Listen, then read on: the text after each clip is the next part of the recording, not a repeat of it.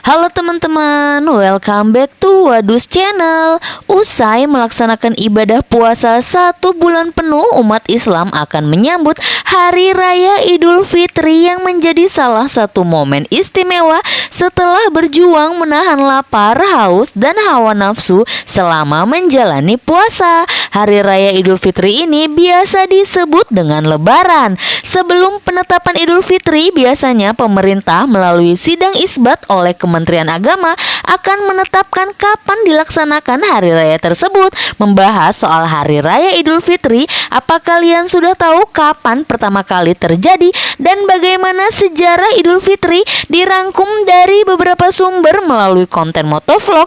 Ini dia sejarah perayaan Lebaran Idul Fitri.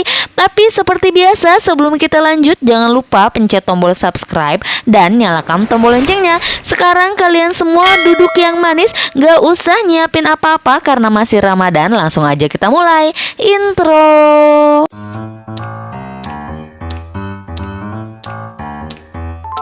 Perayaan Idul Fitri bagi umat muslim nampaknya seperti hal wajib yang tidak boleh terlewatkan.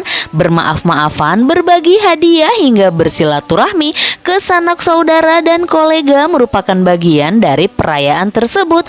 Namun tahukah kita bahwa sesungguhnya perayaan Idul Fitri yang kita kenal saat ini memiliki sejarah panjang yang menyertainya? Jauh sebelum Islam datang, masyarakat jahiliyah Arab telah memiliki dua hari raya, yaitu Hari Raya Nairus dan Mahrojan, yang dirayakan dengan sambutan pesta pora yang tidak bermanfaat, minum-minuman memabukkan, menari adu ketangkasan, termasuk salah satu ritual dalam perayaan kedua hari raya tersebut. Berdasarkan buku ensiklopedi Islam, kedua hari raya tersebut sejatinya berasal dari zaman Persia kuno. Di kemudian hari, Rasulullah Shallallahu Alaihi Wasallam mengganti kedua perayaan masyarakat Arab itu dengan hari raya yang lebih baik, yakni Hari Raya Idul Fitri dan Idul Adha. Dalam sejarah Islam, perayaan Idul Fitri pertama kali diselenggarakan pada 624 Masehi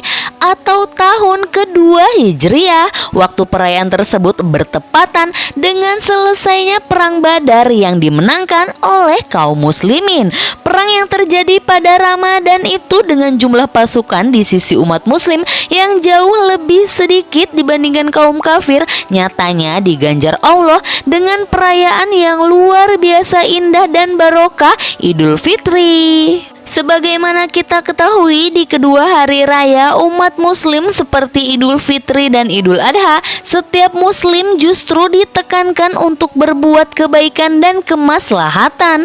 Menjelang perayaan Idul Fitri saja, umat Islam diwajibkan menunaikan zakat untuk dibagikan kepada para mustahik atau orang-orang penerima zakat. Segala kebaikan yang tercurah dari jiwa-jiwa umat muslim selama Ramadan sejatinya sangat terasa pada Hari Raya Idul Fitri bagi semua elemen, sehingga bisa dikatakan perayaan Idul Fitri dapat melingkupi kebahagiaan bagi seluruh umat muslim dari berbagai kalangan.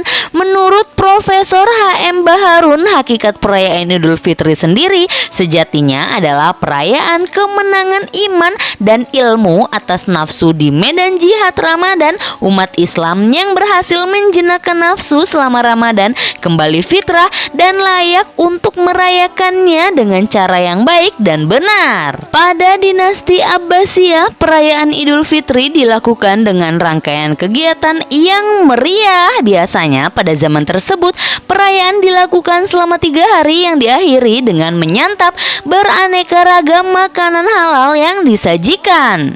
Dalam buku Empire of the Islamic World karya Robin Santos Doak dijelaskan, umat muslim yang berada di jalan-jalan kota Baghdad dihibur dengan penampilan para musisi dan penyair yang menunjukkan kebolehan mereka. Tentu saja hiburan tersebut bernilai positif dan tidak melanggar syariat. Sedangkan Ege Yayin Lari dalam Discover Islamic Art in the Mediterranean menyebutkan para sultan dinasti Mamluk tahun 1250 sampai 1517 Masehi di Mesir membagikan pakaian, hadiah, dan uang kepada masyarakat saat perayaan Idul Fitri.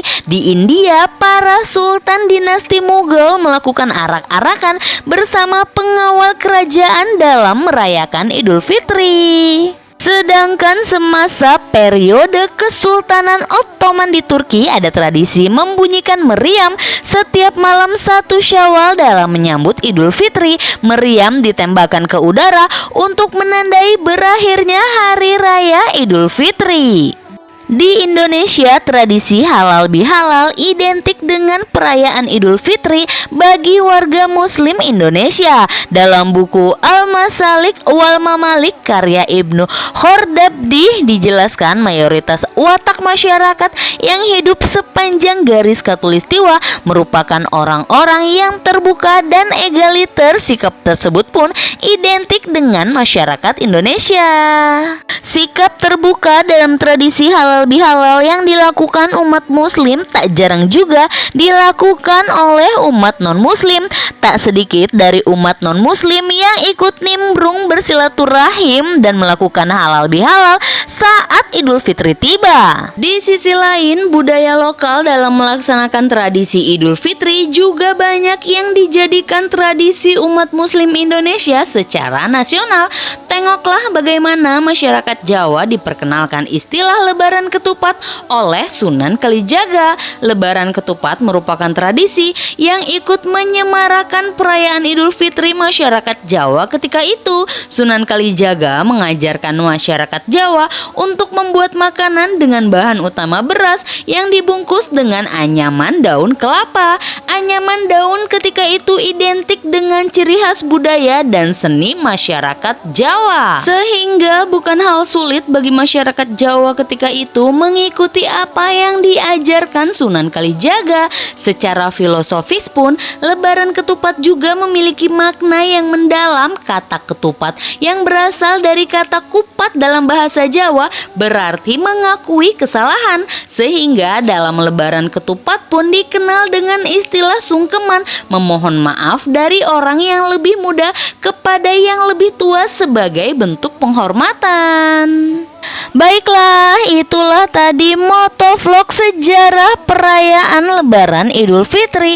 Hari Raya Idul Fitri kali ini terasa lebih membahagiakan, bagaimana tidak, setelah pandemi COVID-19 yang melanda Indonesia hampir 2 tahun lebih. Masyarakat tidak dapat merayakannya bersama keluarga. Namun Lebaran kali ini pemerintah membuat kebijakan membolehkan mudik alias pulang kampung, sehingga masyarakat dapat bertemu sanak keluarga di kampung halaman mereka. Buat kalian yang sedang atau ingin mudik, harap terus berhati-hati di jalan ya. Jangan sampai niat baik berkumpul bersama keluarga menjadi terhalang karena kelalaian kalian ya.